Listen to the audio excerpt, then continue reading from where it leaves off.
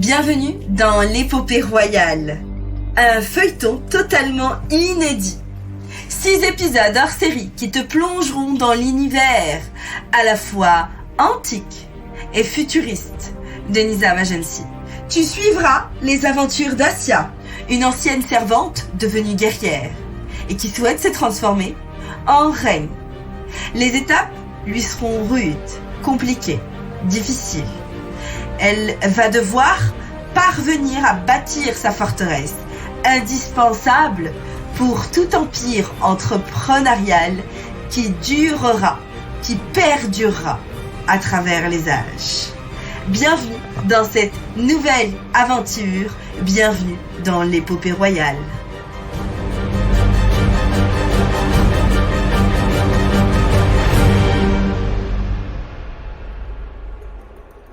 Quelques semaines plus tard, Assia, sa tribu, commencèrent à trouver leur rythme, même si certains jours sont plus compliqués que d'autres. Des imprévus de dernière minute, des urgences, des soucis techniques, les mettent à chaque fois dans un état de stress qui atteigne les sommets. À chaque fois, Assia se dit « Mais mince, j'aurais dû anticiper ça. Pourquoi je ne l'ai pas vu venir ?» Le problème, c'est qu'elle avait un mal fou à prendre de la hauteur sur son entreprise, à la voir comme un ensemble cohérent, sans se laisser happer par les détails. Résultat, toute l'équipe est, la plupart du temps, encore un peu perdue malgré les efforts de chacun. C'est comme s'enraciner dans le désert ou pédaler dans la semoule. Assia est clairement épuisée. Toujours au four, toujours au moulin, toujours à la caisse, toujours et encore. Elles se sont confuses, comme si elles n'avaient pas d'espace mental pour réfléchir aux solutions, pour développer sereinement son entreprise. Déprimée, elle se rend compte que, malgré tous ses efforts et tout le chemin parcouru, son entreprise peut imploser à tout moment. Elle repense parfois à ce jour terrible où elle était encore endettée jusqu'au cou, à la honte ressentie quand le percepteur royal lui a réclamé ses dettes impayées, à son sentiment d'impuissance face à cette cliente insatisfaite qui l'a poursuivie en justice. Assia savait qu'elle a fait du chemin, mais elle se sent toute petite et bien seule. Bien sûr, tous ses proches la félicitent de son succès, mais ce n'est qu'une façade désormais. Assia a bien compris que son business était comme un château de cartes, comme des sables mouvants, et qu'il pouvait l'engloutir ou s'effondrer d'un moment ou un autre.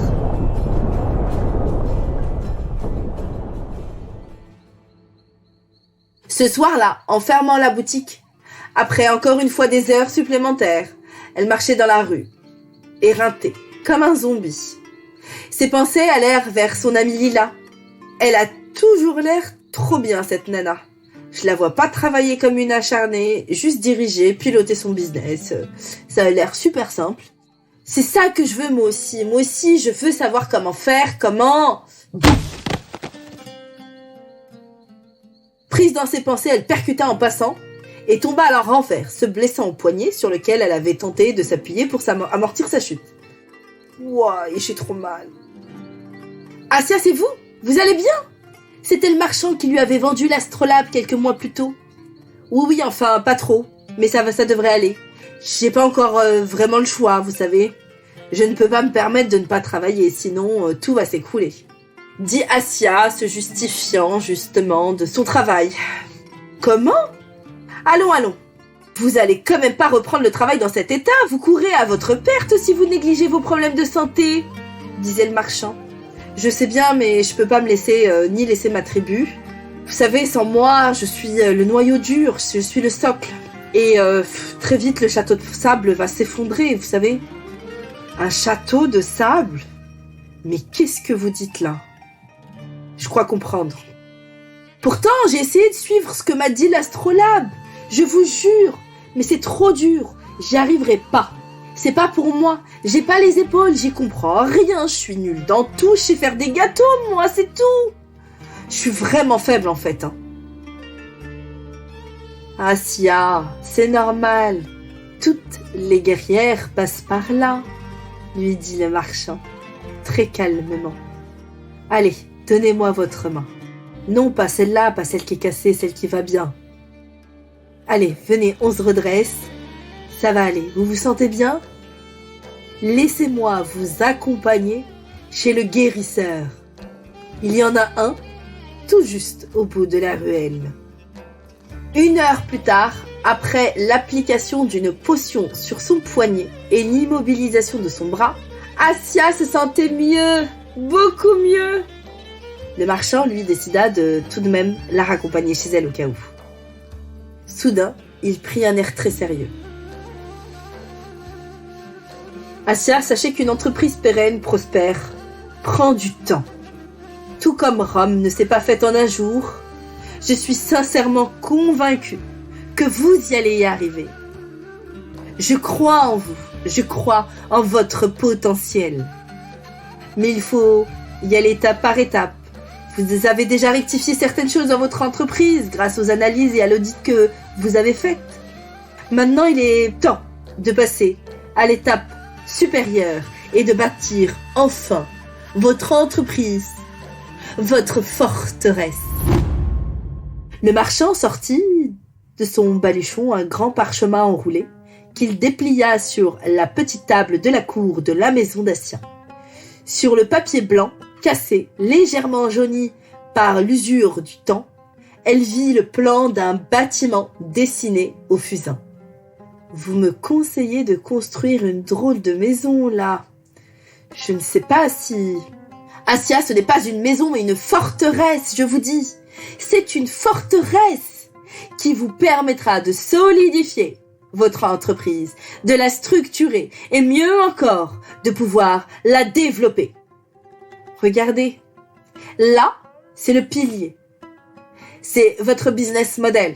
Ici, c'est votre juridique qui est indispensable. Sinon, l'ensemble s'effondre. Ici, vous avez le mur de la fiscalité optimisée. Vous avez un mur porteur, là. Là, ce sont les fenêtres, les investissements financiers, le marketing, la stratégie commerciale, en béton armé. Assia était bouche bée. Elle était vraiment bouche bée. Oh, tout prenait sens. Enfin, elle parvient à pouvoir suffisamment prendre de la hauteur pour voir tout ce qui lui restait à mettre en place.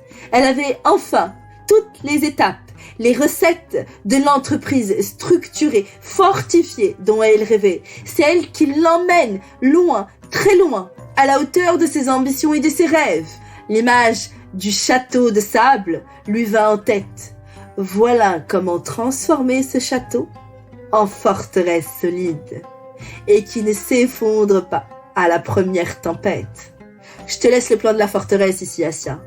Maintenant que tu as audité et travaillé sur ton business, tu es prête à le construire, le renforcer, le solidifier, combler enfin les failles, créer des portes pour rentrer de la lumière et surtout, enfin t'asseoir sur le trône, gouverner cette forteresse. Je te souhaite vraiment bonne chance. Le chance. Et la bonne chance. Lui glissa enfin le marchand, qui était tout enthousiaste. Assia était tellement enthousiaste, mais vraiment enthousiaste. Elle avait enfin envie de s'y remettre tout de suite. Mais cette fois-ci, elle était épuisée et elle sombra dans le sommeil. Le plan de la forteresse sous le bras. Le lendemain, son humeur était bien différente. La douleur du poignet se réveilla avant même de le lever du soleil et assise sur son lit, le plan de la forteresse soigneusement ouvert devant elle. Assia avait peur. Est-ce que j'en suis vraiment capable? J'ai enfin toutes les étapes pour pouvoir devenir véritablement une chef d'entreprise. J'ai peur, ça a l'air difficile. Je sais pas si c'est fait pour moi en réalité. Si je peux manager une grosse tribu, ou seulement même une tribu, si je peux gérer mes finances, épargner, si je peux prendre véritablement des bonnes décisions, si je peux créer quelque chose qui va changer le monde. Soudain, son regard se posa sur son bureau en bois. Dessus étaient disposés côte à côte l'astrolabe, la boussole, le temple des conquêtes, une photo d'elle et de sa tribu. Puis elle regarda le plan et ça la frappa. Mais oui, Bien sûr que je peux les faire, si je réunis tous ces éléments dont j'ai véritablement besoin pour y arriver. Je peux enfin réaliser mon rêve. Je peux enfin atteindre la liberté. Je peux enfin gagner des millions de pièces d'or. Allez, au boulot. Elle téléphona rapidement à sa tribu pour les informer de son absence. Et à son grand soulagement, la nouvelle a été super bien accueillie. T'inquiète, on gère, repose-toi bien, lui a dit sa responsable client. Que ça faisait du bien à entendre. Qu'est-ce que ça fait du bien à entendre ça? T'inquiète pas, repose-toi, on s'occupe de tout. Pouvoir compter que sur quelqu'un, ne serait-ce qu'un laps de temps, qu'est-ce que ça fait du bien. C'est ce que se disait Assia. Ni une ni deux, Assia s'attela à bâtir sa forteresse. Dans le métaverse. Elle n'allait quand même pas se salir les mains, avec son poignet cassé en plus. Quelques jours plus tard, elle invita le marchand à visiter sa forteresse. Waouh, Assia, je suis impressionnée. T'as fait un travail incroyable. Tu as mis sur pied une entreprise fortifiée, sécurisée, solidifiée. Mais je suis impressionnée véritablement, bravo. Il manque seulement un élément, monsieur le marchand, le trône. Il m'est tout de suite impossible de pouvoir le trouver. C'est tout à fait normal, Assia. Trouver ton rôle, tu devras d'abord résoudre l'énigme. L'énigme qui se trouve au sud du royaume. Celle qui va te ramener ton artefact. C'est la seule condition pour qu'il t'ouvre et qu'il t'offre ton trône.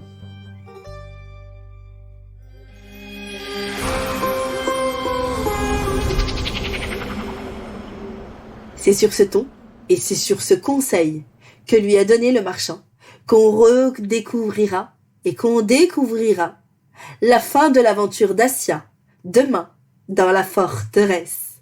Bien sûr, si toi aussi tu souhaites avoir le plan de la forteresse qui t'aidera à solidifier, structurer ton entreprise pour la propulser à tous les niveaux, rejoins la forteresse, mon outil totalement innovant pour les entrepreneurs qui veulent réaliser leurs rêves.